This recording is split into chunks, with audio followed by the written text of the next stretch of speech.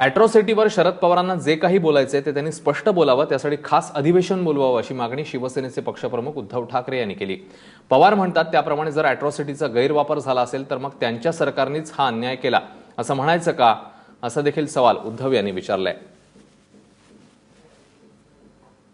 तसंच पवारांनी आयसिसच्या तरुणाचा कळवळा येतो पवारांना, मग शहीद हवालदार विलास कॉन्स्टेबलचा का नाही, असाही सवाल त्यांनी विचारला। मुंबईत झालेल्या कार्यक्रमात मुंबई आणि नागपुरातील काँग्रेसचे पदाधिकारी शिवसेनेत दाखल झाले तेव्हा ते बोलत होते।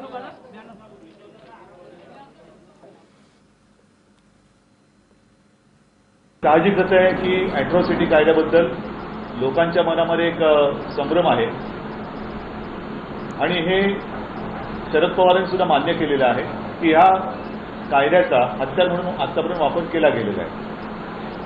आतापर्यंत सरकार कोणाचं होतं, जर का त्याचा आपण आढावा घेतला तर जास्तीत जास्त वेळ काँग्रेस आणि राष्ट्रवादीचं सरकार महाराष्ट्रामध्ये होतं आणि मग पवारांना असं सुचवायचं आहे का की त्यांनीच या कायद्याचा हत्यारसारखा वापर करून घेतला आहे आणि मग आयसिसचा हा जो काही प्रकार आहे त्याच्याबद्दल शरद पवारांना कळवळ येत असेल तर आपल्या कायद्याच्या रक्षकांबद्दल त्यांना का नाही, त्याच्यावरती झालेल्या हल्ल्याबद्दल त्याचा निषेध का नाही करत। आणि एकूणच मला असं म्हणायचं की जे काही तथाकथित मानवतावादी आहेत, मग ते फेक एन्काउंटर किंवा अशा बाबतीमध्ये हिरारीने पुढाकार घेतात, ते एका पोलिसाच्या या हत्येच्या बाबतीत मुख गिळून गप्प का बसतात। आपले जे काही पोलीस आहेत ते आपल्या शहरातल्या रस्त्यावरती शहीद होण्यासाठी नोकरीमध्ये येतात का, याचं उत्तर कोण देणार।